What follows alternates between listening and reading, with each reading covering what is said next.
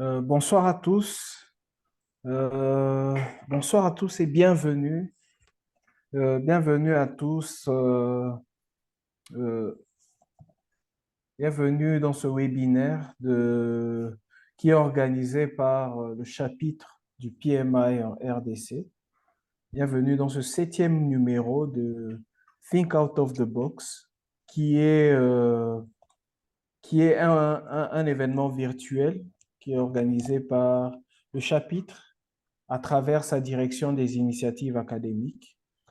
Et je dois vous rappeler que cet événement se passe tous les jeudis, tous les deuxièmes jeudis du mois, et en direct sur la plateforme Zoom ainsi que sur Facebook. Euh, alors, pour ce septième numéro, euh, pour ce septième numéro, nous avons l'honneur de recevoir Monsieur Steve Kubenga Banza. Bon, bonsoir Steve. Bonsoir Didier, c'était un plaisir d'être avec vous. Ok, merci beaucoup. Merci d'avoir pu dégager du temps pour assister à ce webinaire. Et donc Steve, notre invité de ce soir, est, est Technical Officer à l'Organisation mondiale de la santé. Euh, il a une riche expérience de plus de 15 ans d'expérience professionnelle, excusez-moi la tautologie, et il est détenteur de plusieurs certifications et formateur, et enfin, il est bien sûr membre du chapitre du PMI en RDC. Donc, c'est quelqu'un qui a une riche expérience et qui pourra nous partager son expérience de, au cours de ce webinaire. Et donc, mais avant de commencer, comme d'habitude, je vais rapidement présenter le chapitre, rapidement rappeler qu'est-ce qu'est le PMI, qu'est-ce qu'est le chapitre du PMI RDC et surtout, quels sont les avantages à être membre du chapitre et à être volontaire. Et rapidement, je vais partager mon écran.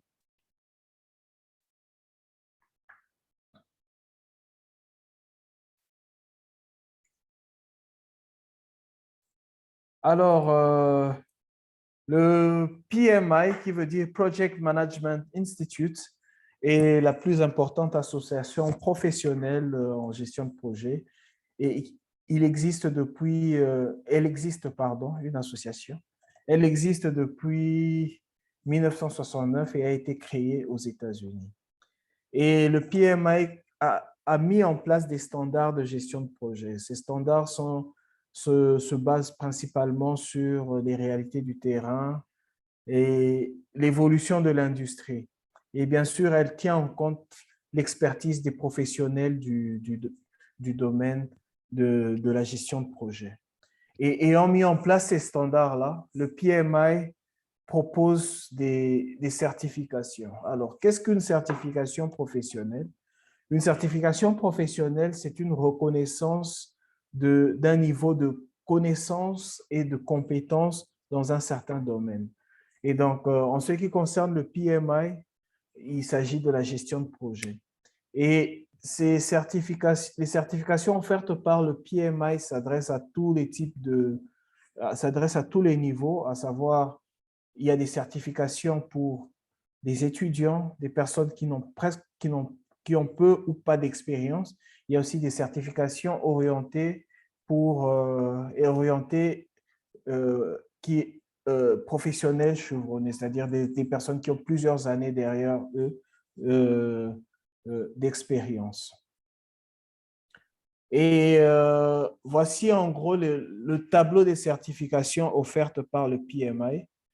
Il s'agit, nous avons 4 lignes et sur la première ligne, c'est-à-dire la ligne en orange, nous voyons des certifications qui n'exigent pas d'expérience professionnelle ou peu d'expérience, c'est-à-dire moins de 3 ans d'expérience professionnelle.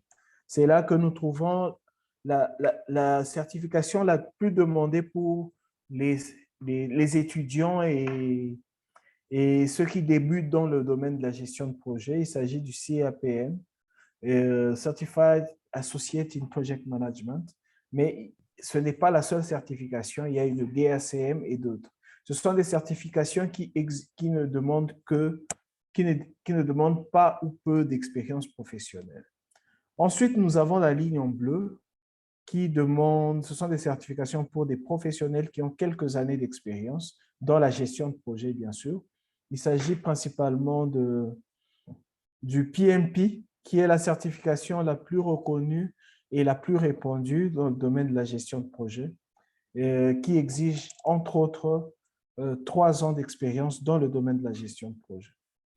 Ensuite, nous avons, bien sûr, nous avons les certifications pour des professionnels chevronnés, c'est-à-dire, il s'agit de la dernière ligne en gris, et ce sont des certifications qui demandent au minimum 8 ans d'expérience dans le domaine de la gestion de projet.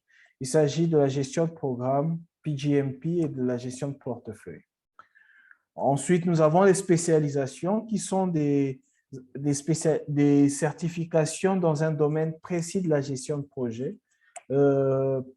Et en fonction de la certification, elles peuvent exiger quelques années ou pas d'expérience. Par exemple, nous avons le PMI RMP, qui est une certification dans la gestion des risques. Et donc, dans ce tableau de certification, chacun peut trouver son compte et une certification permet, entre autres, un avancement dans sa carrière professionnelle.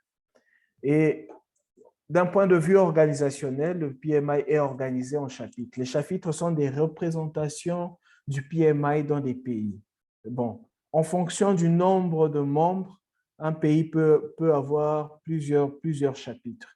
Et à travers le monde, nous comptons 303 chapitres qui sont répandus dans 222 pays et territoires. C'est-à-dire que dans la plupart, il est rare de trouver un pays à travers le monde qui n'a pas de chapitre PMI. Alors, le chapitre, bien sûr, en RDC, il existe un chapitre qui existe depuis juillet 2017, c'est-à-dire qui a été créé il y a 6 ans. Et ce chapitre compte environ 150 membres effectifs et 300 membres sympathisants, c'est-à-dire des personnes qui, sans être membres effectifs, participent aux activités du PMI. En plus de ça, il y a 10 organisations, partenaires avec lesquelles le chapitre entretient des relations de partenariat et organise des activités. Alors, quels sont les avantages à être membre du chapitre? Le premier avantage, excusez-moi, c'est qu'on est membre d'une communauté. C'est-à-dire qu'à travers le monde, partout dans le monde, on trouve des chapitres PMI et ces chapitres PMI-là constituent des moyens de s'intégrer, d'étendre son réseau et de se rencontrer et de découvrir de nouvelles cultures. À travers le monde, donc à travers 222 pays, on s'est trouvé des membres du PMI, mais à travers la RDC, nous avons aussi un réseau local qui est constitué de 150 membres effectifs, donc d'environ 450 membres au total, effectifs et sympathisants, et 10 organisations partenaires. Ça, c'est le premier avantage. Nous connaissons tous la force et l'importance d'un réseau dans la carrière professionnelle d'une personne. Le deuxième avantage, c'est qu'en étant membre effectif, on bénéficie des ressources du PMI. C'est-à-dire que le PMI a mis en place des standards de gestion de projet et tous ces standards-là sont coulés dans des livres de référence. Et quand on est membre effectif, on a accès à tous les livres de référence du PMI, du moins dans leur format électronique, et on y a accès gratuitement. Deuxièmement, on a accès à on a des abonnements à des revues et des articles. C'est-à-dire qu'il y a des revues qu'on peut consulter gratuitement à travers son abonnement. Par exemple, Ford, Harvard Business Review et entre autres. Enfin, bon, on, on a, on a accès à des webinaires qui permettent de se former, qui permettent de participer à des activités comme celle-ci. Et ces webinaires-là permettent aussi d'étendre notre connaissance, surtout dans la gestion de projet. Et enfin, bien sûr, excusez-moi, c'est que quand on est professionnel dans la gestion de projet, on est emmené à élaborer plusieurs documents. Et en étant membre, on n'a pas besoin de réinventer la roue. Et le PMI offre contient un grand réservoir de documents de modèles de documents qui sont adaptés aux standards internationaux et qui sont prêts à être utilisés. Donc, notre abonnement nous permet d'avoir accès à tous les modèles de documents, surtout dans la gestion de projet. Le troisième avantage, c'est qu'on bénéficie de réductions sur les prix et des certifications et des événements qui sont organisés par le PMI à travers le monde, surtout des événements payants. En ce qui concerne les certifications, il y a toujours un prix pour les membres et pour les non-membres. Par exemple, pour le PMP, qui est la certification la plus répandue à travers le monde en gestion de projet, le prix pour les membres est de 284 dollars américains, tandis que pour les non-membres, il est de 555 dollars, pratiquement le double du prix. En ce qui concerne le CAPM, qui est la deuxième certification la plus répandue, le prix pour les membres est de 158 dollars et pour les non-membres est de 210 dollars. Et donc, pour les événements maintenant, pour tous les événements, il y a surtout les événements payants, il y a toujours un prix pour les membres et un prix pour les non-membres. Et enfin, le quatrième avantage, c'est que quand on est membre et qu'on est volontaire, encore que pour être volontaire, on n'est pas obligé d'être membre, mais quand on se décide d'adhérer, d'être volontaire, non seulement ça nous permet d'emmagasiner de l'expérience, de rencontrer des gens, et surtout pour les étudiants, ça nous permet d'apprendre et surtout d'emmagasiner de l'expérience qui nous servira lorsqu'on pourra entrer dans la vie professionnelle. Mais même pour les professionnels, ça nous permet d'explorer des aspects d'explorer des compétences que peut-être nous n'aurions pas accès, auxquelles nous n'avions pas accès en étant soit à travers notre boulot ou en ne faisant pas cette activité. Donc cette expérience peut être bénéfique et surtout, elle peut être mentionnée sur un CV ou sur le profil LinkedIn. Donc, voilà un peu les avantages à être membre, à être volontaire et à être surtout membre effectif du chapitre. Alors, comment est-ce qu'on devient membre? Pardon. Pour ce qui est des membres effectifs, comme toute association, le PMI, pour être membre effectif, il faut payer une cotisation, comme toute association professionnelle. Et ainsi, nous retrouvons deux catégories de cotisations. Nous avons pour les étudiants, on estime que les étudiants ont encore de maigres moyens. Et donc, l'adhésion pour les étudiants est de 17 dollars au total, c'est-à-dire 12 dollars pour l'adhésion au PMI et 5 dollars pour l'adhésion au chapitre du PMI en RDC. Et pour les professionnels, l'adhésion est de 129 dollars. On estime que les professionnels étant déjà dans la vie active, peuvent se permettre de payer un peu plus. C'est-à-dire 99 dollars pour l'adhésion au PMI, 20 dollars pour l'adhésion au chapitre et 10 dollars pour les frais administratifs, mais qui ne sont payables qu'une seule fois. Donc, pour être membre, donc, on paye sa cotisation annuelle et je dois signaler que cette cotisation est payable, se fait uniquement sur le site du PMI. Et donc, il n'y a aucun risque par rapport à ça. Et la deuxième condition pour être membre, c'est qu'il faut respecter le code d'éthique du PMI. Le PMI est une association qui a des valeurs. Et donc, pour être membre, il faut respecter les valeurs que représente cette grande organisation. Enfin, pour finir, on va montrer quelques chiffres. À travers le monde, le PMI compte environ 680 000, un peu plus de 680 000 membres. Et pour ce qui est des certifiés, PMP, à travers le monde, on compte environ 1 460 000, un peu plus d'1 460 000. Pour le CAPM, c'est environ 70 900.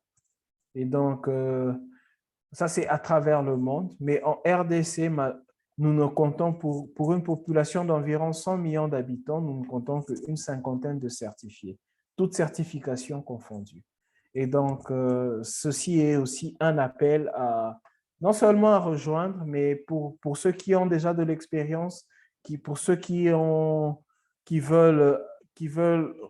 que cette expérience-là soit reconnue, ceci est un appel à se certifier et à suivre, à se mettre au standard de gestion de projet du PMI. Pour finir, ça c'est les contacts du chapitre. Nous avons le site du PMI, www.pmi.org, et puis nous avons les contacts du chapitre que je partagerai une fois à la fin de ce webinaire. Alors, merci à tous pour votre attention et je crois qu'on va commencer à discuter et à partager un peu avec notre invité. Alors, Steve, je te salue encore. Bonsoir. Oui, bonsoir, Didier. Alors, est-ce que déjà tu peux te présenter brièvement, nous parlons un peu de ton parcours académique d'abord. Merci pour cette opportunité, Didier, de pouvoir parler un peu de mon expérience, de moi-même. Je réponds au nom de Steve Kubenga Banza.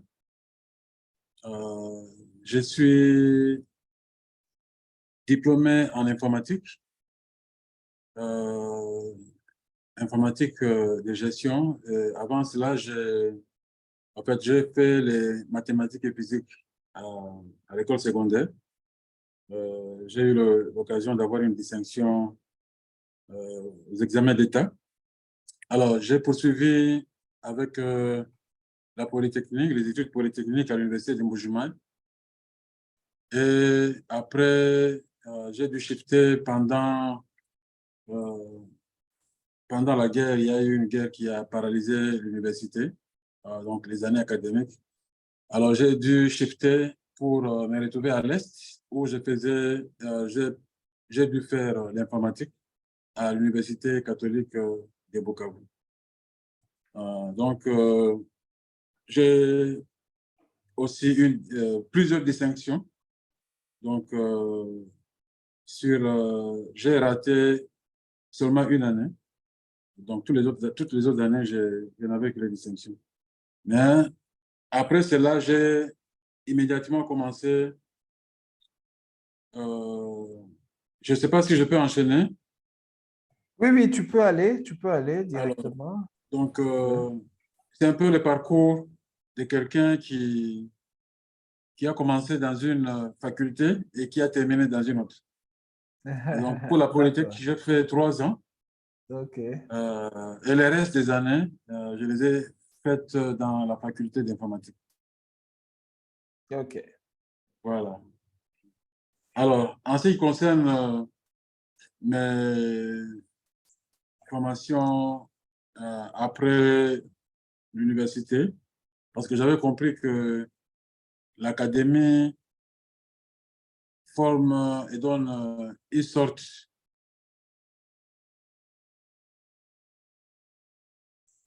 cette formation avec les contenus frais des industries. C'est pour ça qu'après cela, je me suis lancé dans les certifications.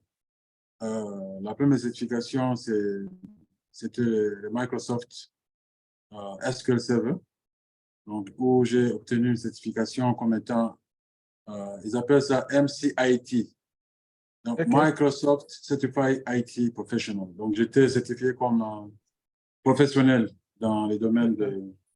de ça. OK. Steve, juste une seconde, excuse-moi de te couper. Avant D'accord. d'entrer dans de parler des certifications, tu peux juste d'abord nous parler tu es passé par après l'université, tu as travaillé pour quelle organisation? Alors, ça, c'est une très bonne question. Et Mhm. j'ai l'habitude de parler avec les jeunes, surtout dans le cadre d'émulation. Donc, quand j'ai commencé l'université, j'étais beaucoup plus intéressé à connaître plus que ce qu'on nous donnait à l'école. Donc, ce qu'on enseignait à l'université. Donc, ce qui a fait que j'étais un pied dans l'académie et un autre pied dans la recherche. Donc, ça m'a permis, à partir de deuxième année, déjà de commencer à concevoir des logiciels. Et à partir de la troisième année, je n'avais même pas encore fini, j'ai créé mon entreprise qui, je l'ai appelée B Kuben Soft. Donc, B comme Banza, Kuben comme Kubenga et Soft. Et à partir de cette entreprise, j'ai eu beaucoup de marchés comme c'était au Sud Kivu. Donc, j'ai eu directement à concevoir des logiciels pour les hôpitaux, pour les institutions financières, pour les écoles, etc. Donc, je n'ai pas attendu de terminer pour commencer à travailler. Mais je dois avouer que mon premier job, c'était un travail en ligne. À l'époque, je me rappelle, c'était une entreprise américaine qui cherchait un développeur pour continuer un projet qui était abandonné par un autre développeur. Alors, j'avais sauté là-dessus pour comprendre un peu. Ça m'a aidé à comprendre beaucoup de choses. Je sais que l'autre avait fait. Et ensuite, j'ai fait ma partie. Donc, j'étais lancé déjà à partir de là, à partir de la troisième année. OK. OK. Et ensuite, quelles sont les Alors, organisations?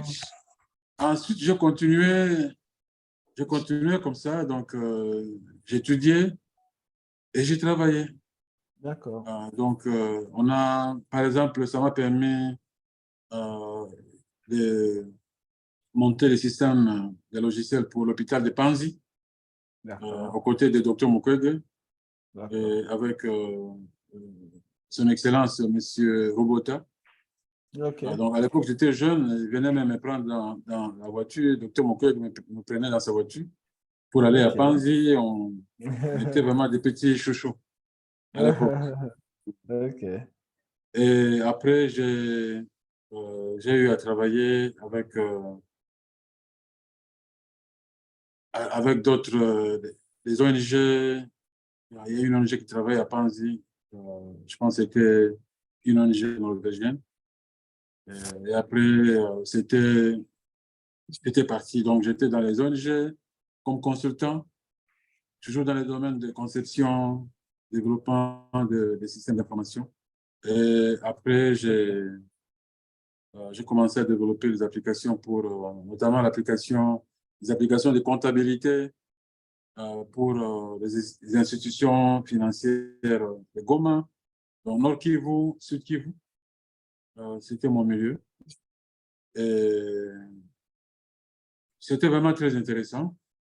En même temps, j'ai eu à travailler avec la coordination des écoles conventionnées catholiques Sud Kivu, Ouais. OK. où j'ai eu à monter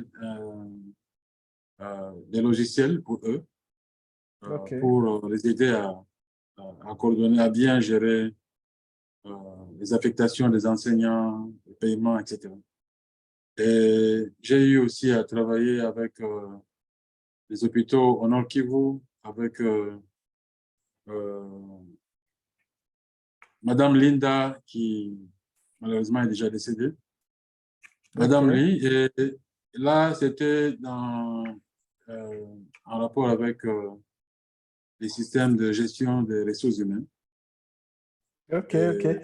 j'ai aussi à travailler avec l'hôpital de Nyantende, OK. Nyantende je pense en Ituri. En OK. Ituri, oui. Et après, Et- l'hôpital OK. Fomilac de Katana. Donc, c'est là où j'ai eu le goût de la santé qui m'a amené jusqu'à l'OMS actuellement. D'accord. Et comment tu as découvert le, parce que là, tu es maintenant à l'international. Comment s'est passé Oui. le passage du local à l'international? Bon, cela commence toujours par une préparation. OK. Donc, la préparation, quand, par exemple, je t'ai entendu lorsque tu présentais les différentes certifications qu'offre le chapitre PMA et RDC, et le networking que ça crée. Euh, donc, il y a une sorte de préparation déjà lorsqu'on interagit avec des personnes qu'on ne connaissait pas avant et on partage des expériences. Alors moi, ce qui s'est passé, c'est que quand je me suis lancé dans les certifications, euh, j'ai travaillé pendant longtemps sans certification, donc je n'avais pas, je me disais, bon, ok, je connais déjà, euh, pourquoi dois-je avoir besoin de telle ou telle chose. Mais j'ai compris que c'était très important parce que non seulement ça complète et ça structure la connaissance, mais aussi ça vous permet euh, d'interagir avec les gens du domaine. Alors, j'ai commencé la certification Oracle, Microsoft, etc. Et à un moment donné, ça m'a permis de concevoir un logiciel pour UNFPA, hein, parce que j'ai travaillé aussi pour les fonds des Nations Unies pour la population avant de venir ici. OK. Et je pense que c'était en janvier, plutôt, c'était en février 2014. Nous avons été, la RDC a été conviée à une réunion internationale. J'ai été choisi pour représenter le pays à cette réunion-là. Donc, quand j'ai présenté la solution que j'avais faite, c'est utiliser le concept de SMS pour pouvoir alerter, pour pouvoir offrir les services aux victimes de violences sexuelles en RDC. OK. Euh, alors, quand je l'ai présenté, tout le monde était emballé, etc. Donc, il y avait des invitations déjà à partir de là. Les gens qui voulaient que j'aille dans tel pays, tel autre pour les aider, etc. Et donc, ça m'a poussé, je me suis dit, bon, il faut y aller.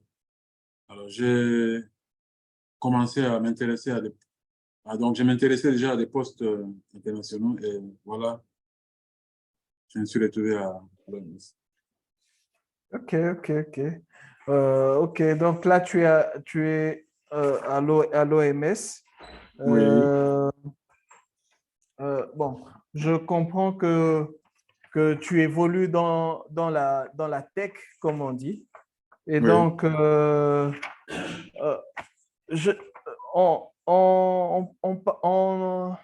en me documentant sur ton parcours, je me suis rendu compte qu'il y a beaucoup de connaissances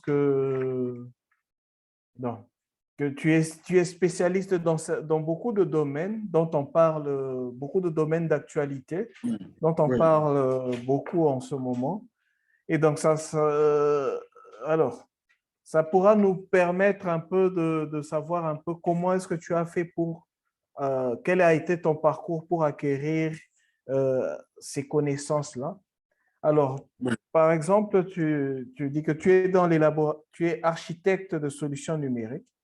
Oui, Alors, oui. dis-moi un peu comment est-ce qu'on fait pour devenir architecte de solutions numériques? Alors, ça, c'est une très bonne question. Effectivement, j'ai dû construire mon parcours sur base sur l'étendue de plusieurs années. Alors, j'ai commencé le développement des logiciels depuis, je pense, 2003. Je pense 2003, oui. 2002-2003. Mais avant ça, mon interaction avec la passion de l'informatique, je l'ai eu depuis euh, les années 99, si je ne me trompe pas. 99, déjà, j'étais passionné de l'informatique. Et j'ai D'accord. commencé à faire des codes avec le Pascal. Il y a un Oh. langage d'informatique, Pascal, les basiques.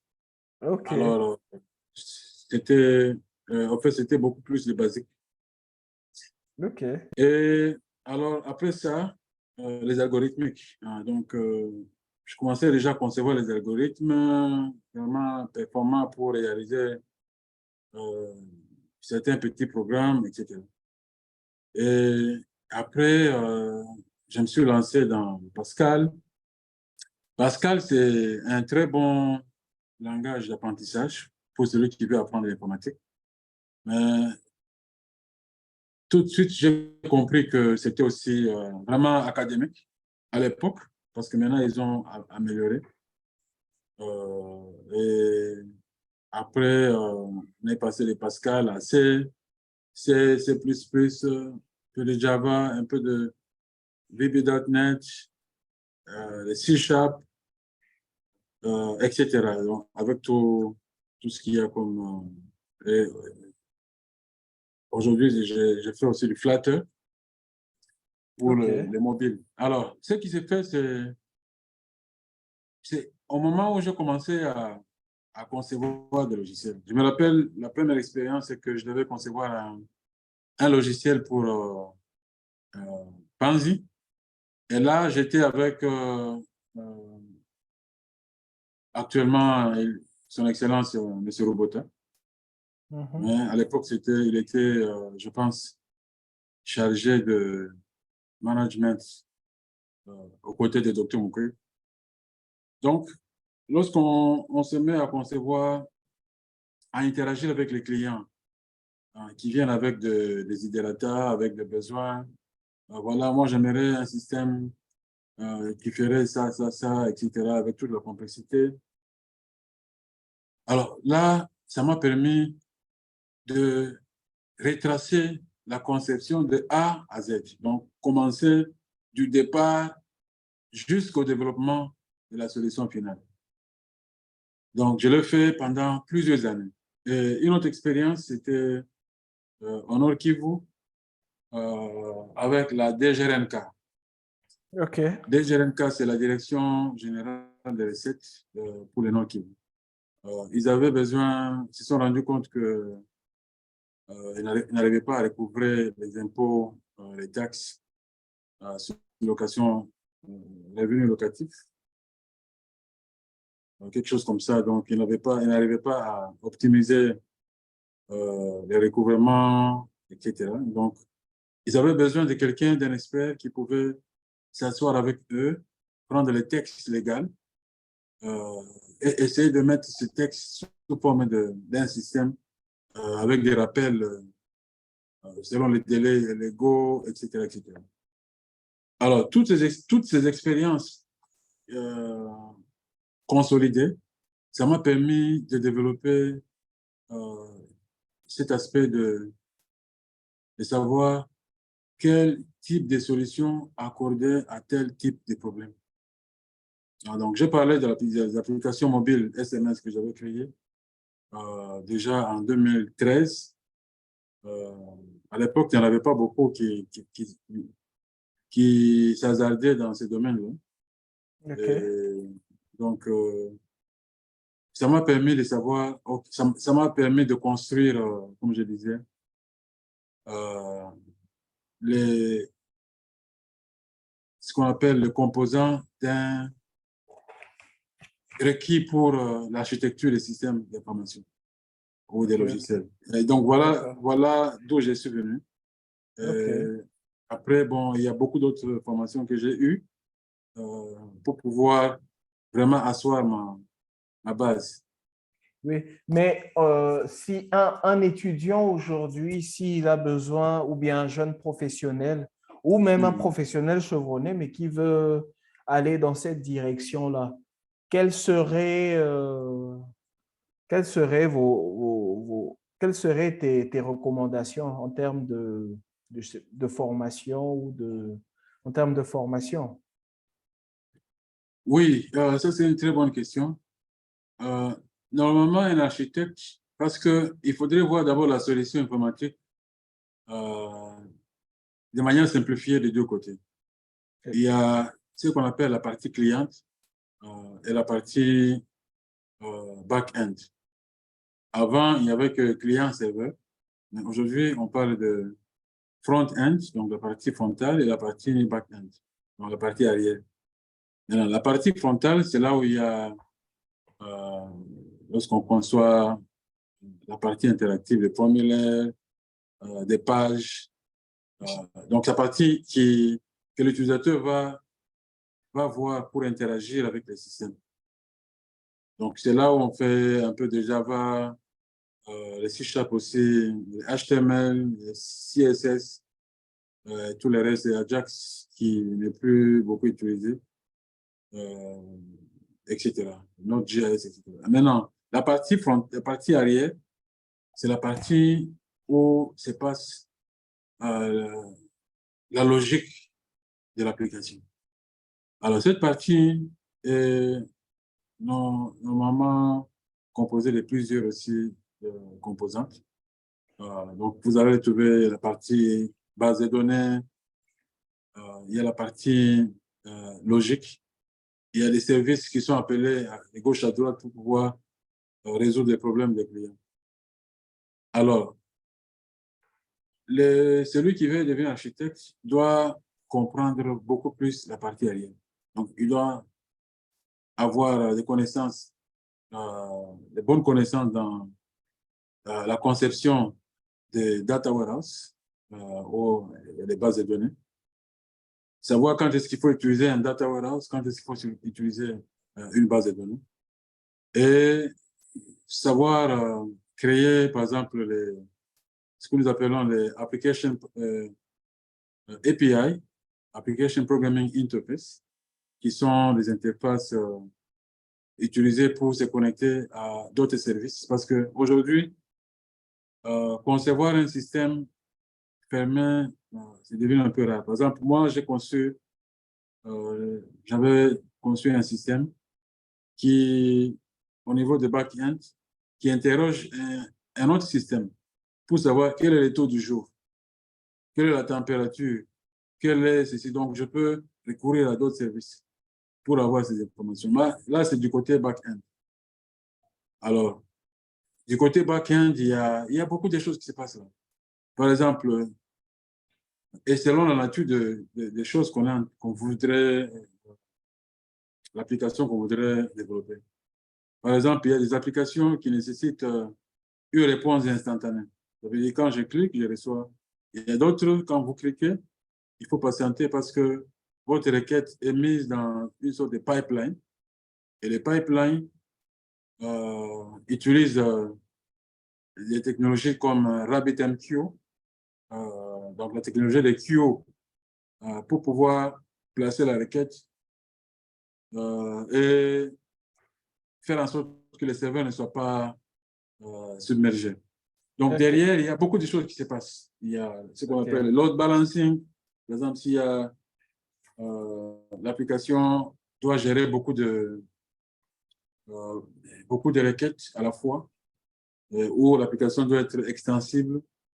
Donc, il faut déjà prévoir une sorte de load balancing qui permettra de répartager les requêtes sur un certain nombre euh, d'interfaces pour que les serveurs ne soient pas submergés, etc. Donc, d'accord. la connaissance de ce qui se passe en arrière-plan constitue la base d'un architecte.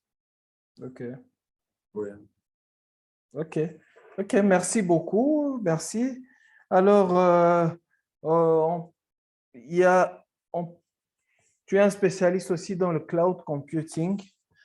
C'est un terme qui est beaucoup utilisé, surtout aussi en ce actuellement et tout. Alors, qu'est-ce que tu nous dis, qu'est-ce que tu peux nous dire et surtout, que peut faire un étudiant qui a envie d'évoluer dans ce domaine du cloud computing?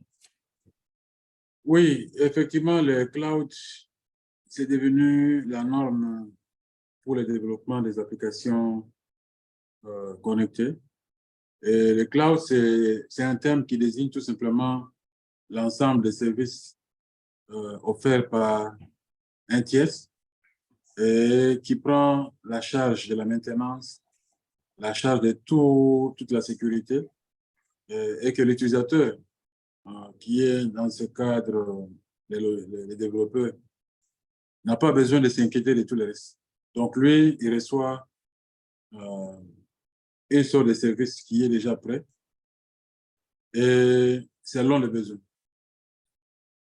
Le cloud a permis de faire la révolution dans la conception des logiciels, surtout les logiciels distribués sur Internet.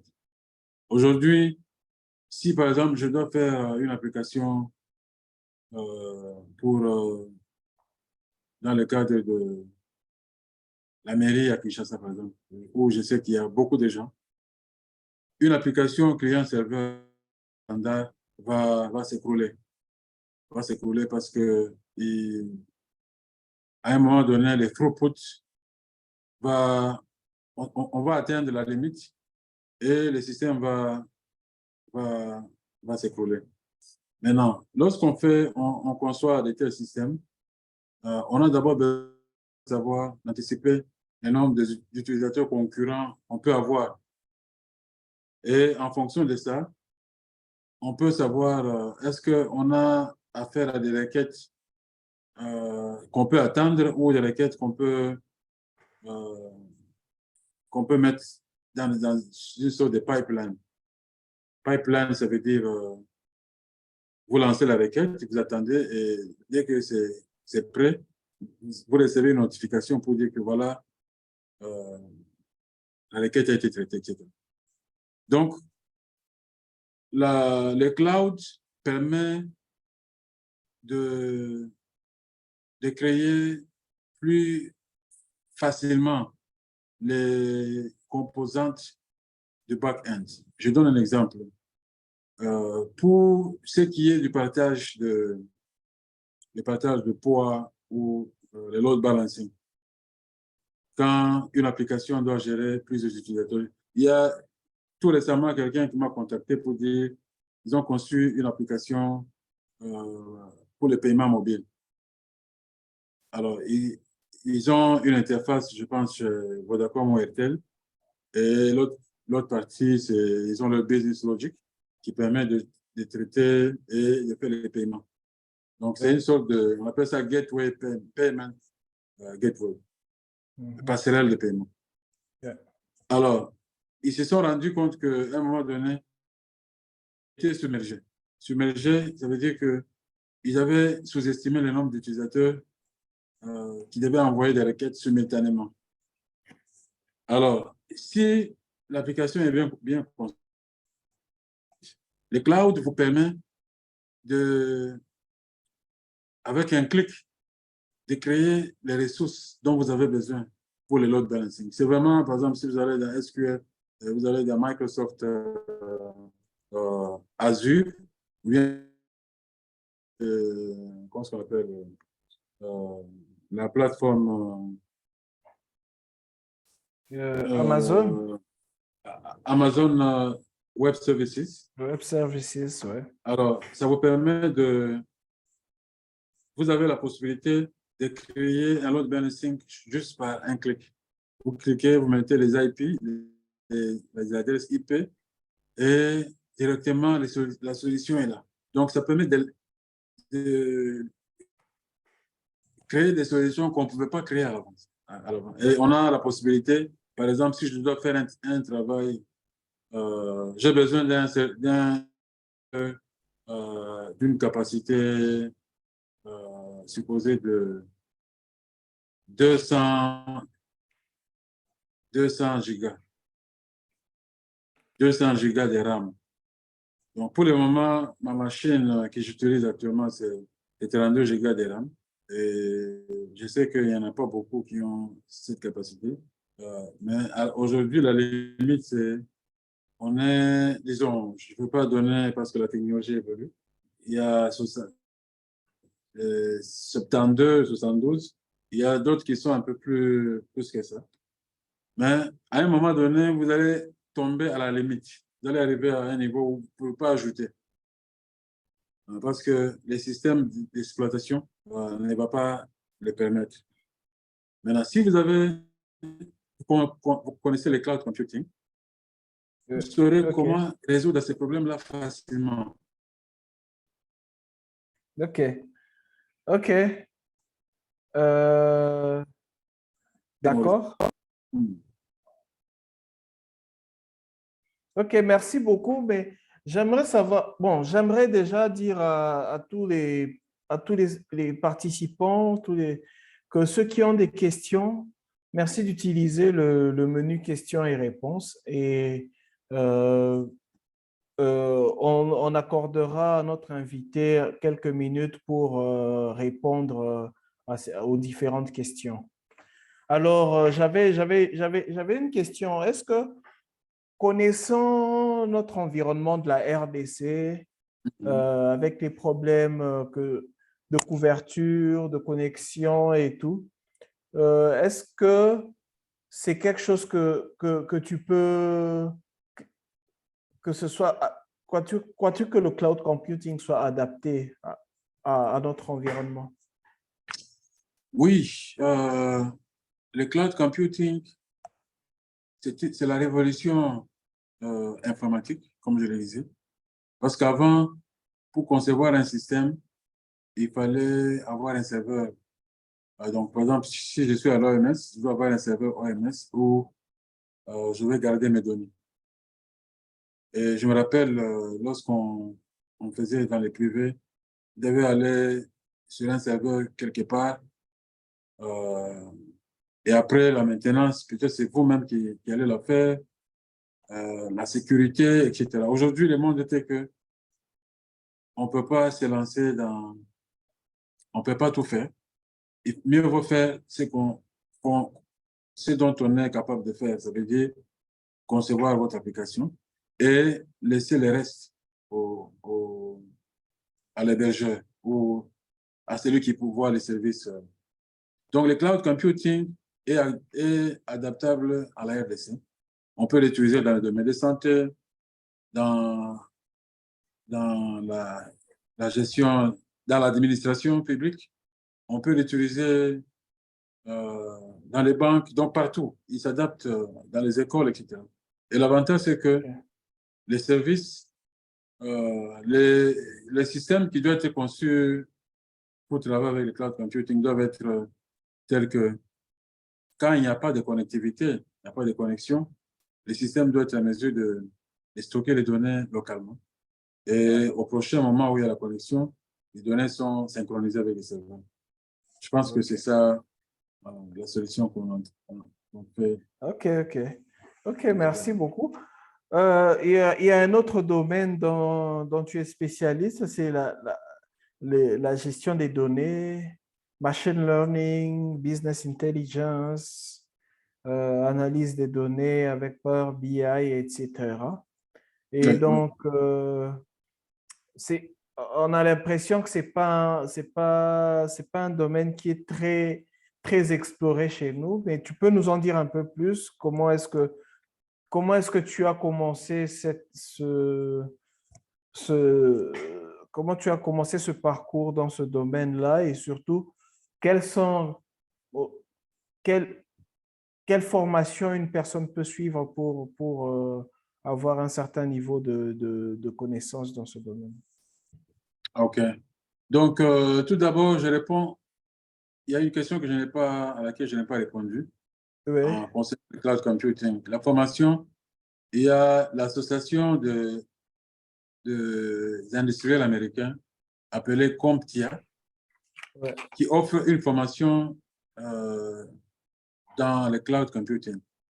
Donc, je recommanderais à celui qui est intéressé de commencer par là.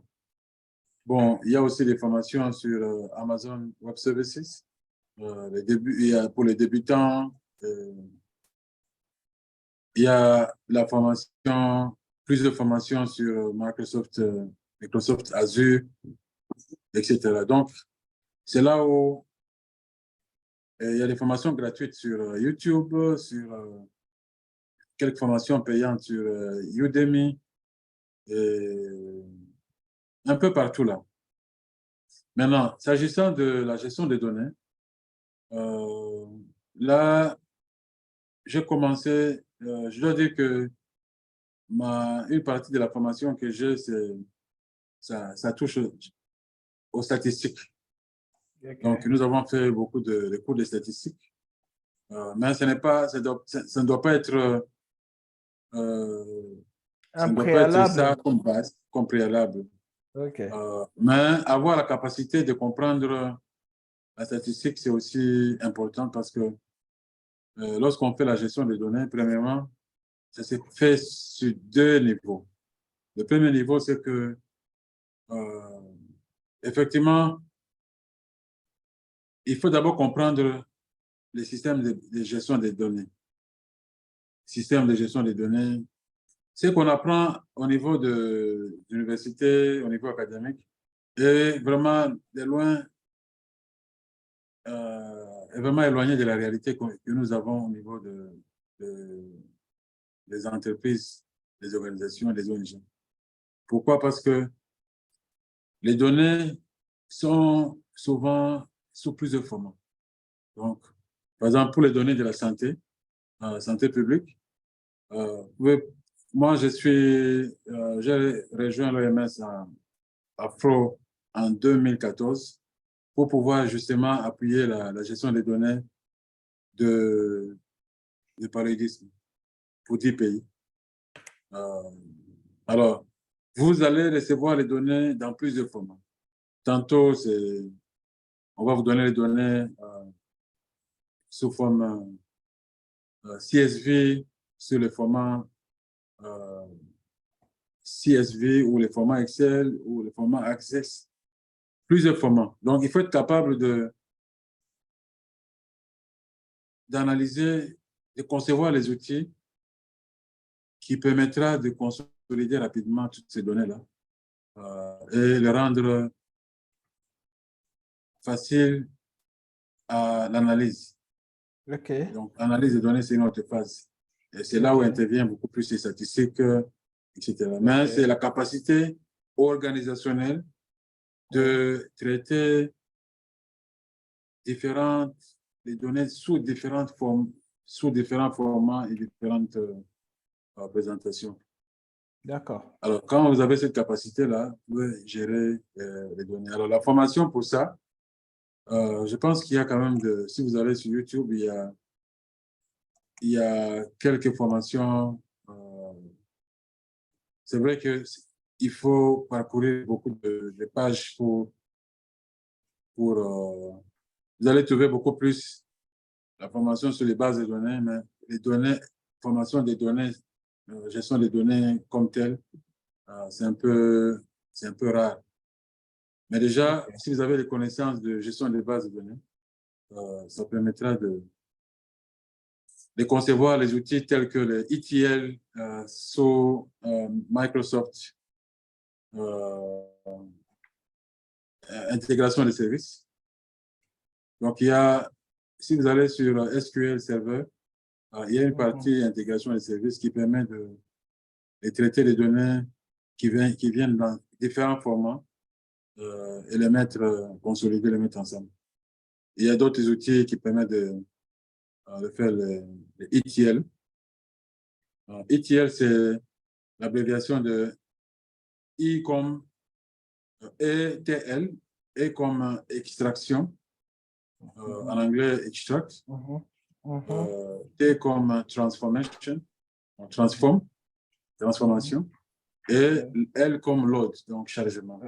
Donc, être capable d'extraire les données, les transformer et les mettre dans une base de données. Et si quelqu'un a fait une formation sur l'entrepôt des données, il y a une formation en Microsoft sur les data warehouse.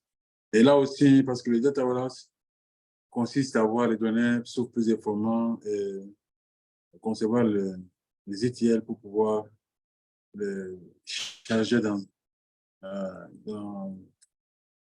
les entrepôts de données avant de les transformer en cubes et les traiter avec le BI. OK. Et ça peut demander environ combien de temps ça vous a pris pour, ça t'a pris pour un peu emmagasiner toute cette connaissance-là, surtout dans la gestion et l'analyse des données? Alors, là, je dois avouer que au départ, je ne connaissais que les bases de données. OK. Et je savais quand même faire les analyses basiques avec les bases de données. Déjà, pour quelqu'un qui fait Access, il sait que dans Access, on peut faire des requêtes pour analyser, savoir les nombres, faire un peu de SQL dans Access. C'est déjà l'analyse. Donc, si je veux savoir combien d'étudiants de L1 ont raté tel examen, j'entre là, je fais select, tout ça, et après, et après, je mets les conditions, etc. Donc, c'est déjà Access vous donne l'accès à l'analyse des données. Donc, j'ai fait déjà beaucoup de SQL avant et je suis certifié Oracle dans SQL comme expert dans les SQL et j'ai fait beaucoup de SQL avec Microsoft. Donc, j'étais déjà préparé et bien entendu, la partie expertise, là, c'est les domaines. Il faut maintenant entrer dans les domaines pour pouvoir comprendre. Par exemple, moi, je suis dans le domaine de santé. Donc, j'ai pris mon expertise et j'ai pris ce que je connaissais, mon background, plus l'expertise de santé publique. Et maintenant, je fais les analyses de santé publique. J'ai eu, par exemple, l'opportunité de former au moins un médecin congolais de toutes les provinces de la RDC dans la gestion des données et l'analyse des données du paludisme.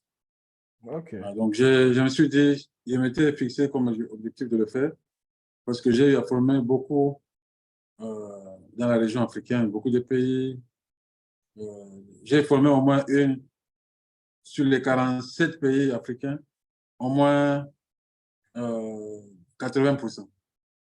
Donc, j'ai eu à former au moins un de tout ça. Donc, c'est un peu ça. D'accord, d'accord. OK. Et alors, quand est-ce que tu as découvert la gestion de projet et quelles sont un peu tes premières expériences dans le domaine de la gestion de projet? Oui, la gestion de projet, c'est vraiment quelque chose que, en fait, avant, je concevais déjà, lorsqu'on conçoit des logiciels pour les entreprises, les hôpitaux, si on n'a pas une approche projet, on ne peut pas.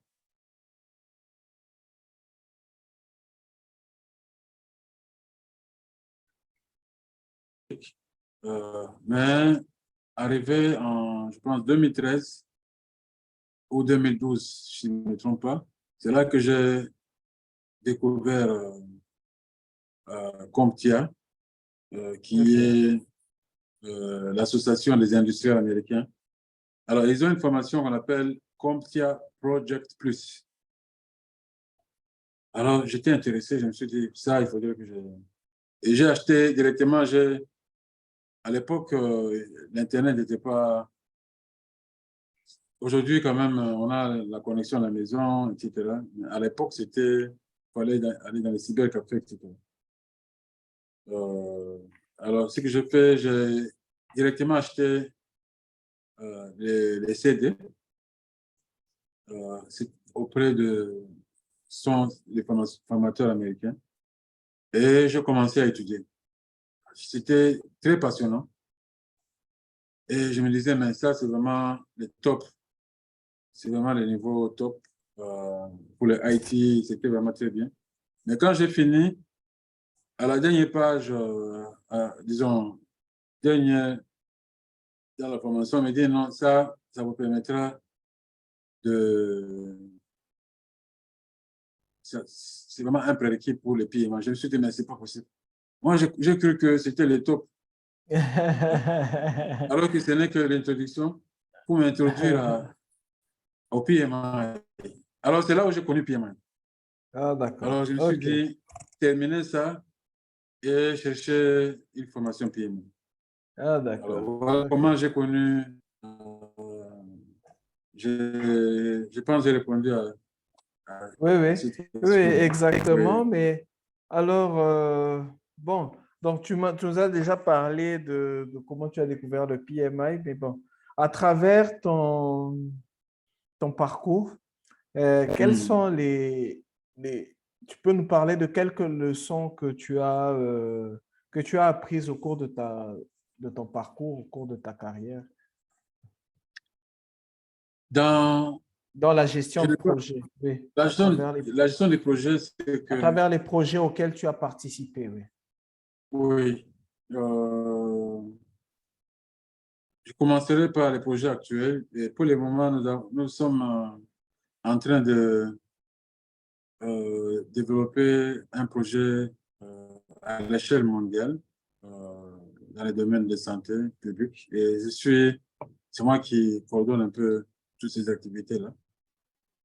Et ça englobe les acteurs, les stakeholders, les parties prenantes en Afrique, les parties prenantes euh, en Europe et d'autres parties prenantes en Asie. Je dois avouer que ce n'était pas du tout évident. Ce n'est pas du tout évident, mais ayant les bagages de PMI, donc j'ai participé d'abord à la conception du projet. Donc j'ai un boss, un de mes superviseurs qui est venu me dire, mais Steve, écoute, nous avons toujours appuyé les pays à concevoir, à développer les plans stratégiques pour lutter contre les maladies. On l'a fait pendant autant d'années, mais aujourd'hui, quand la technologie a évolué, est-ce que tu ne penses pas qu'on peut aller vers la numérisation et avoir quelque chose comme. Je me suis dit, mais ça, c'est un bon projet. Et on s'est assis, il a conçu un draft, m'a donné, j'ai ajouté, et après, ça a pris de l'élan et on a soumis, on a eu des fonds, les financements pour les projets. Parce qu'un projet sans financement, je pense que ça reste que euh, dans le Ça cadre reste des bons rêves. Au exact, moins un rêve un peu plus proche. exactement. C'est un Oui. vœu pieux. Voilà. Donc, Mhm. mais il faudrait que si le projet est attrayant, vous allez trouver les gens qui vont financer ça. Alors, c'est ainsi que on, on s'est lancé, mais je vous dis que les parties prenantes, euh, il y a eu des mouvements. Parce qu'on a conçu, on avait une équipe et il s'est fait qu'une partie de l'équipe est partie. Donc, c'est l'OMS qui les a envoyés ailleurs.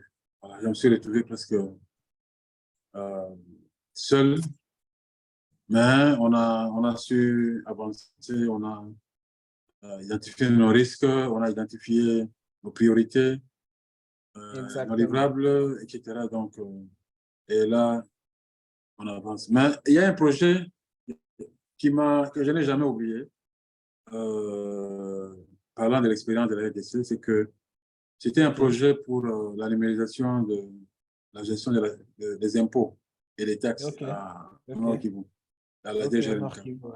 Ouais. Alors, c'était en fait basé sur la loi, parce que ça, c'est un projet. On ne peut pas aller demander à quelqu'un de payer les impôts sans une base légale. Donc, il fallait prendre les documents légaux, les comprendre et passer à la numérisation. Maintenant, je vous dis que c'était à l'époque, je pense que c'était en 2010, je pense début au milieu. Et vous connaissez que à cette époque-là, la RDC était en guerre avec les CNDP. OK. Bon, c'était juste après la réconciliation CNDP et le gouvernement. OK. Ils ont amené les gens du CNDP et les gens du gouvernement dans la DGRNK. OK. Maintenant, il s'agit maintenant d'interpréter la loi.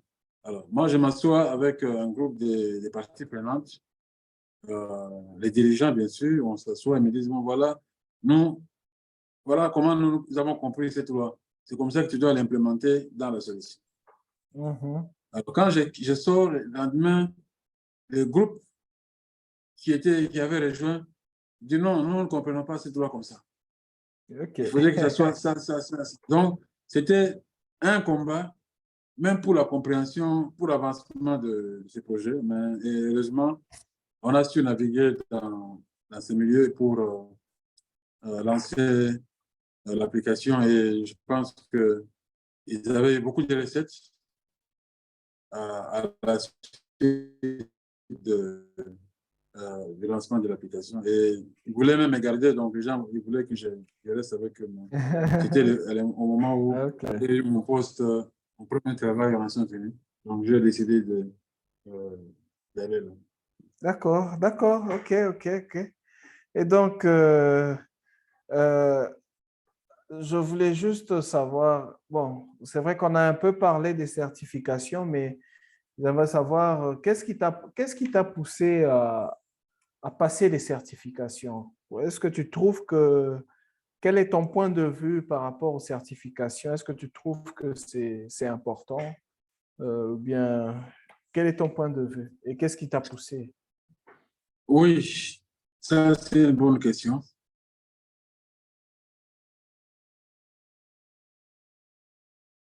Moi, je suis dans le domaine de l'informatique. C'est un domaine qui est tout le temps en ébullition. Il y a des changements. Et je dois donner, je me rappelle que quand j'ai commencé à me mettre à jour dans les domaines des réseaux, parce que je commençais avec les comptes Network Plus, qui est une certification. Alors, j'ai fait ces Network Plus, donc un peu de réseau. Et après, avant la certification, j'ai commencé à former aussi les gens. Donc, j'étais passionné, j'avais un centre de formation. J'ai eu un de mes enseignants qui m'avait donné cours à l'université. Il est venu apprendre parce qu'il s'est rendu compte que c'est vrai, il a son diplôme, etc. Mais les connaissances qu'il avait étaient presque out of date, comme on dit en anglais. C'était obsolète. Donc, il fallait une mise à jour. Alors, ça, c'est pour vous dire que les certifications m'ont permis non seulement de structurer ma connaissance et d'approfondir les différents domaines qui m'ont permis d'être là où je suis, mais aussi d'être à jour avec, avec la science. Donc, par exemple, celui qui n'a pas, on peut bien entendu avoir des connaissances sans certification, et c'est ce que j'ai dit au départ, mais la certification vous donne une sorte de crédit, parce que vous n'allez pas aller partout et dire que non, voilà, je connais. Mais s'il y a quelqu'un qui disait euh, que la certification, c'est comme vous avez quelqu'un qui est connu. Donc, si je devais me présenter, je dis, mais au lieu de dire, bon, voilà, moi, je suis Steve, je fais ceci, je fais cela, etc. Je vais seulement dire, Didier, est-ce que tu connais Microsoft? Il dit, ouais, oui, je connais Microsoft. Tu dis, c'est lui qui m'a recommandé il m'a donné, j'ai la certification de Microsoft. D'accord. C'est sérieux? Tu connais PMI? PMI qui est l'Institut mondial dans la gestion des projets. Je dis, oui, oui. C'est lui qui m'a donné ce certificat ici. Alors tout le monde s'est dit, mais voilà, c'est la personne qu'on cherchait. Bref, ça vous donne d'abord la possibilité d'étendre vos connaissances, d'étendre les réseaux et de garder, d'être à la page avec la science. Donc, c'est un peu ça, ce qui Oui, m'a poussé. Et c'est vraiment très intéressant ok, d'être dans ce domaine ici. Mais je dois dire d'accord. que celui qui m'avait ouvert l'intelligence, comme je peux le dire, quand on était à l'université, j'étais très studieux. Comme je l'ai dit, j'ai eu les distinctions de la première année jusqu'à la dernière année. La seule fois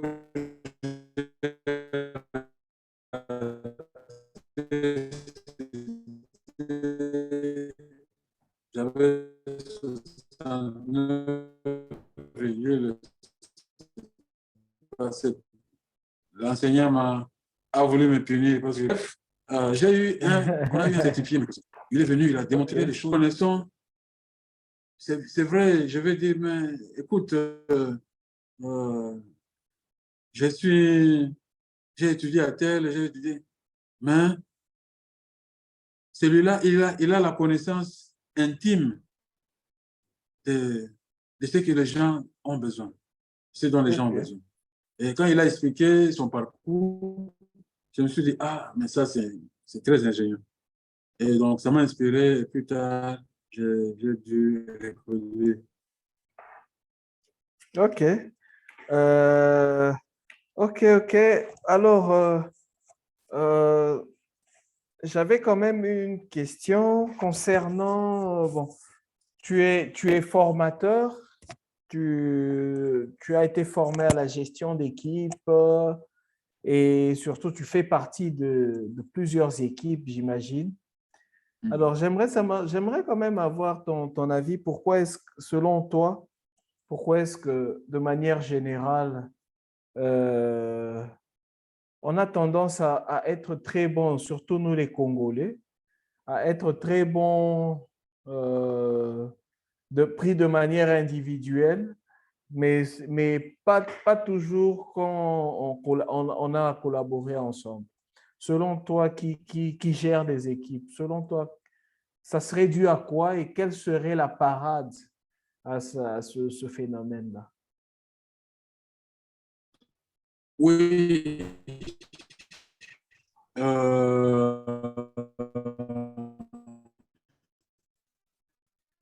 effectivement, c'est une observation. Ils veulent, je sais pas, je peux utiliser le terme ne veulent pas, ou ne partagent pas les connaissances avec les autres.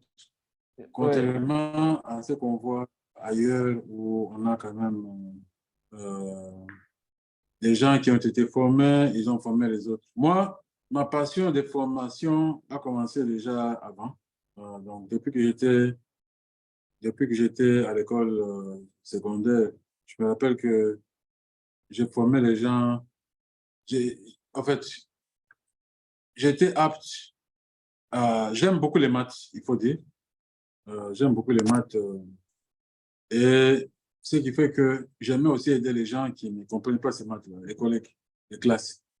Et c'était vraiment une passion de vouloir que ceux qui sont avec nous et qui veulent apprendre, bien sûr, comprennent les choses. Donc, c'est comme ça que j'ai évolué avec cette euh,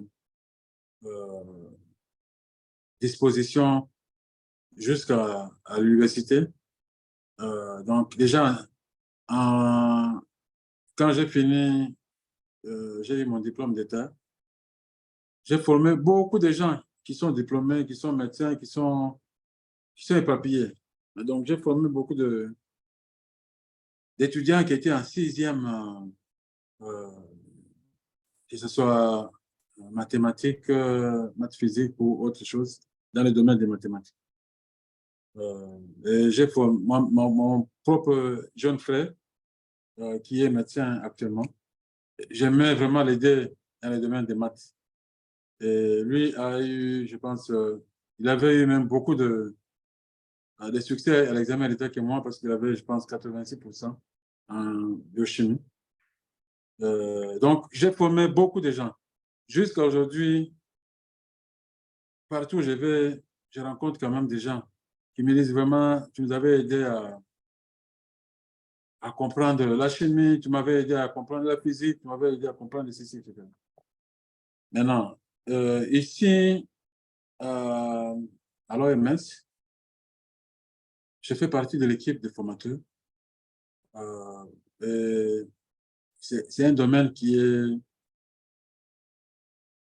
Parce qu'il s'agit de médecins, il s'agit des adultes, des médecins, il s'agit des cadres de la santé, que ce soit dans les pays, etc. Donc, la première chose, c'est que d'abord, les formateurs doivent être à jour. Donc, nous-mêmes devons accepter de nous mettre à jour en tant que Congolais dans les domaines d'expertise. Ne pas se contenter de dire, voilà, moi je suis ingénieur en ceci, j'ai un master en ceci, etc. Les choses bougent, surtout dans les domaines techniques. Et quand on est à jour, on voudra garder, euh, on sera motivé à partager son expérience avec les autres. Et on sera motivé aussi à former les autres. C'est ainsi que, par exemple, j'ai eu une expérience, je devais aller au Niger, faire une formation sur la détection précoce des paludismes,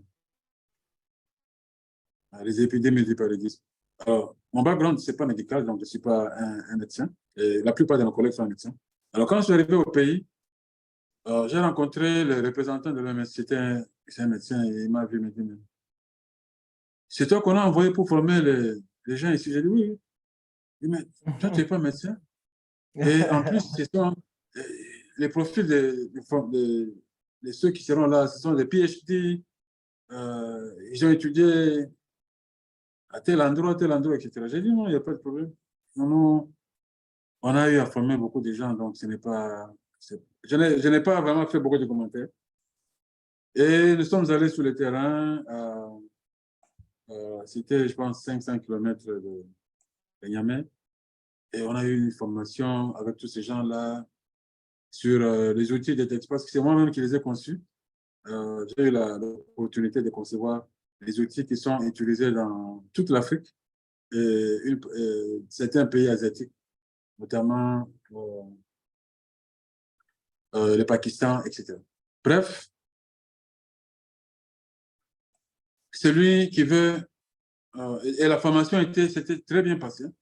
Et l'écho était très positif. Mais notre représentant n'est jamais venu s'excuser. Donc, c'est pour dire que quand on est dans un domaine, il faut s'approfondir là-dedans et être ouvert à partager sa connaissance avec les autres. Et j'apprécie vraiment ce cadre. Et je pense que si on peut l'étendre dans la suite de partage d'expériences comme ça avec tous les autres, ce serait très intéressant pour les jeunes et pour les étudiants, pour les finalistes. Donc, c'est D'accord. ça un peu mon parcours. OK, merci beaucoup, Steve. Merci en tout cas pour euh, le temps, pour ce témoignage, pour ce parcours brillant que tu as et très inspirant. Alors, il y a quelques questions. Oui. Euh, la première question vient de Madame Irène. Mhm. Euh, Bonjour Steve, ton parcours est exceptionnel, mais si c'était à refaire, qu'est-ce que tu ferais différemment? Et puis, elle continue, ne pensez-vous pas mettre vos connaissances un jour au service national, enseignant, transmettre aux plus jeunes? Donc, voilà la première question. Alors, qu'est-ce que tu pourrais, par rapport à ton parcours, qu'est-ce que tu ferais différemment? Alors, Ça, c'est une bonne question. Et aussi une question complexe. Merci beaucoup, Irène, pour cette question. Effectivement, il y a, il y a beaucoup de choses que je ferais autrement. Mais il faut aussi dire que la science a évolué ces 10 dernières années euh, plus que les 30 dernières années. Donc, si on doit répartir les temps comme ça. Donc, il y a eu ce qu'on appelle le data science. Le data science qui est la science des données qui englobe les ML, donc machine learning, l'intelligence artificielle et beaucoup d'autres choses. Ces domaines-là, si il avait été là avant, je pense que j'aurais voulu continuer dans ce domaine-là. J'aurais voulu m'embarquer. C'est vraiment passionnant de voir comment on peut faire des modélisations et résoudre des problèmes des pays. Par exemple, pour nous, en RDC, le dernier recensement remonte à 1980, si je ne me trompe pas. Donc, jusque-là, on ne sait pas combien nous sommes. À Kinshasa, on ne sait pas. Il n'y a que des tâtonnements. Mais on peut utiliser les data science pour approcher les nombres d'utilisateurs, plutôt la population, etc. Donc, c'est important, par exemple, la population est utilisée dans la planification, utilisée dans beaucoup de domaines. Donc, avec le data science, on peut résoudre beaucoup de choses. Voilà, donc il y a beaucoup de choses que j'aurais pu faire vraiment autrement. Voilà, donc, mais malheureusement, la science aussi n'était pas disponible à l'époque où je devais le faire. Voilà, donc il y a travailler pour les services, oui, ce serait un grand plaisir pour moi de pouvoir travailler aussi pour mon pays. Parce que ici, on travaille on travaille de manière générale pour toutes les nations, tous les continents. Mais il y a beaucoup de choses à faire dans notre pays. Il y a beaucoup de choses à faire. J'ai eu l'occasion de parler dernièrement avec le président Dani lors de son passage à Brazzaville sur certains des projets qui permettraient au pays de devenir beaucoup plus smart. Par exemple, aujourd'hui, il y a le projet là de 145 territoires. 145 territoires.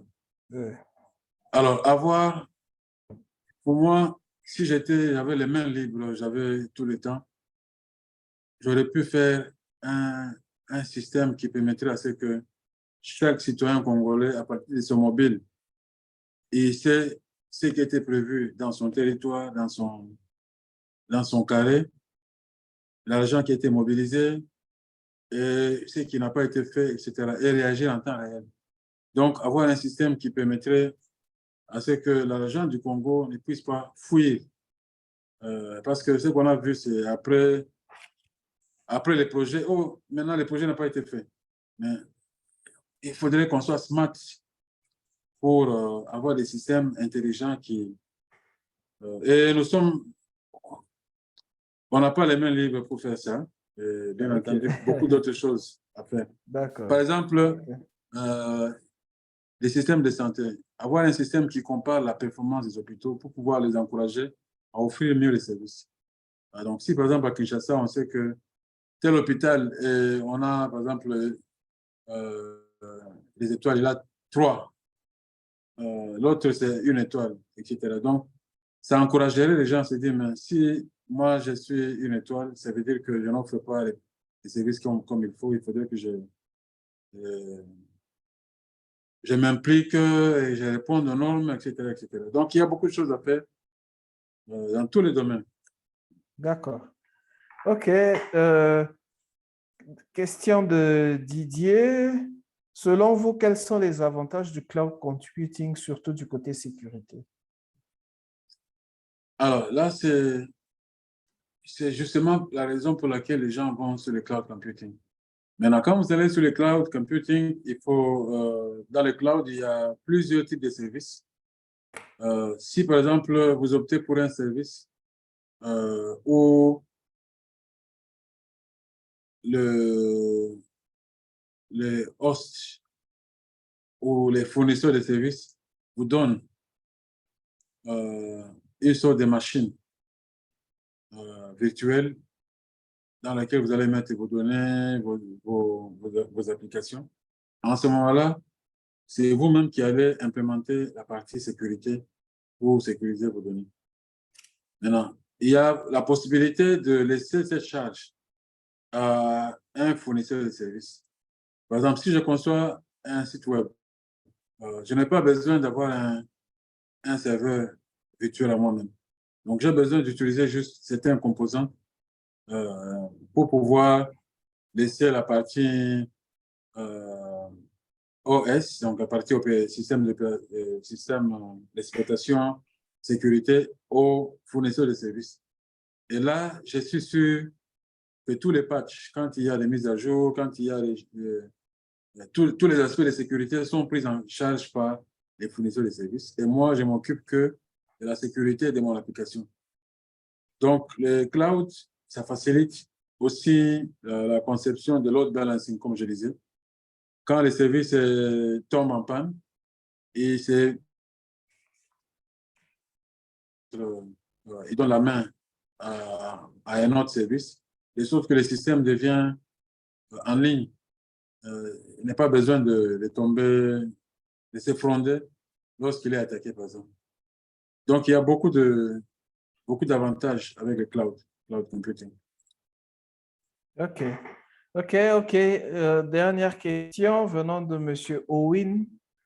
Bonsoir, M. Steve. En tant que solution architect, quels sont les secteurs montants du pays qui peuvent bénéficier de solutions technologiques, applications mobiles ou API? J'aimerais aussi savoir quels sont les langages. Cette deuxième partie de la question est quand même intéressante. Quels sont les langages de programmation que vous utilisez en ce moment et quelles sont vos recommandations pour rester à la page dans ce domaine qui évolue au jour le jour? Oui, je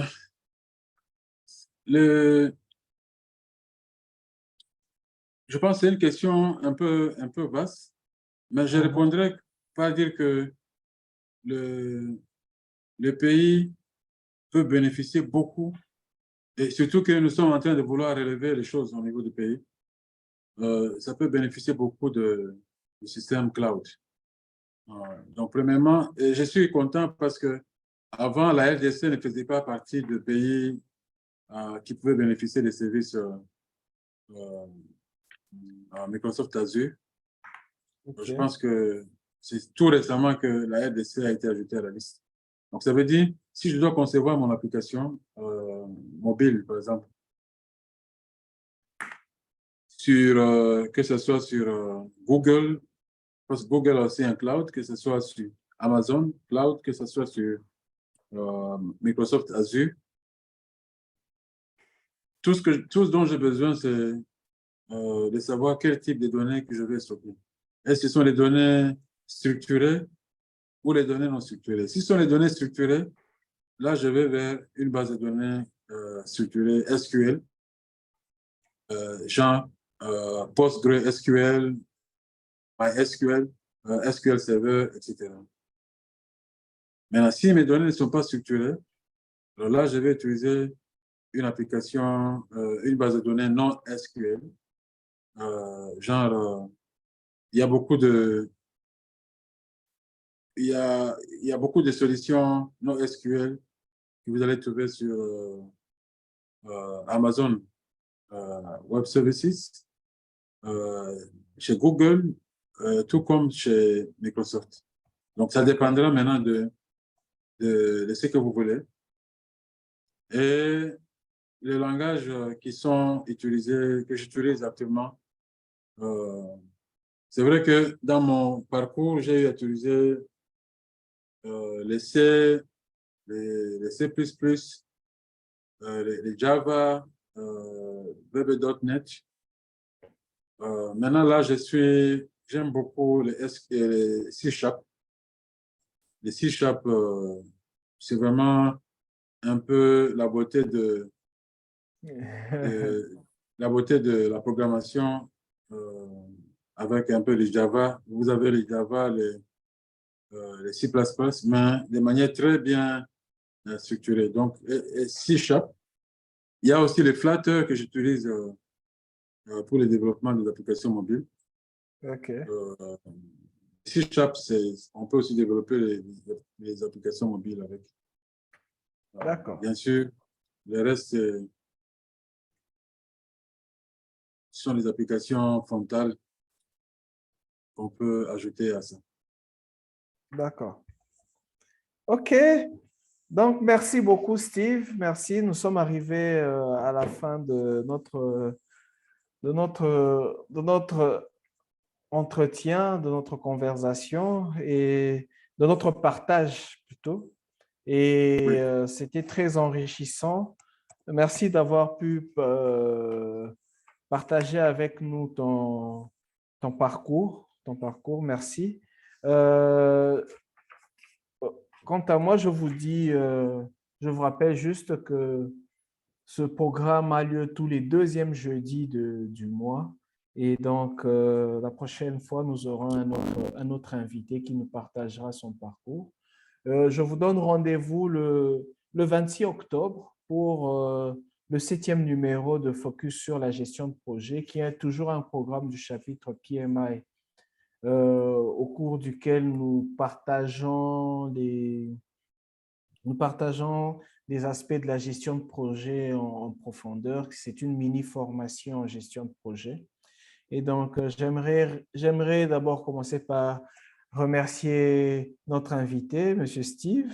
J'aimerais remercier tous les volontaires qui ont permis à ce que ce webinaire ait lieu sans problème. Et surtout, j'aimerais remercier tous les participants qui sont toujours là, fidèles, chaque jeudi et qui nous soutiennent qui nous soutiennent chaque fois. Merci à tous, merci d'être là. Et Steve, un mot de la fin avant de nous quitter?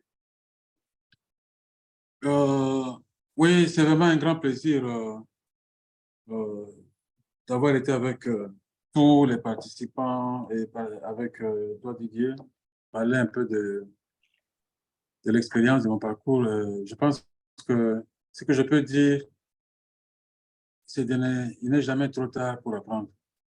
Et, soyez toujours passionné dans ce que vous faites et allez en profondeur. Donc, j'ai parlé des langages que j'utilise. Je n'ai pas cité les langages scripts tels que le Python, OK. le R, tout ça. Bon, il y a beaucoup de choses à faire, mais ayez une passion et allez-y. Vous allez y arriver. D'accord. Merci. OK, merci beaucoup Steve, merci à tous. Je partage rapidement les coordonnées du chapitre pour permettre à ceux qui ont besoin, qui aimeraient nous rejoindre, qui aimeraient nous écrire, qui aimeraient devenir membres, pour leur permettre de nous écrire afin qu'ils puissent bénéficier de notre aide pour ceux qui en ont besoin. Et donc, merci à tous et bonne soirée chez vous ou bonne journée pour ceux qui sont sur un autre fuseau horaire. Et à la prochaine. Merci beaucoup, Steve. Merci, au revoir. Au revoir.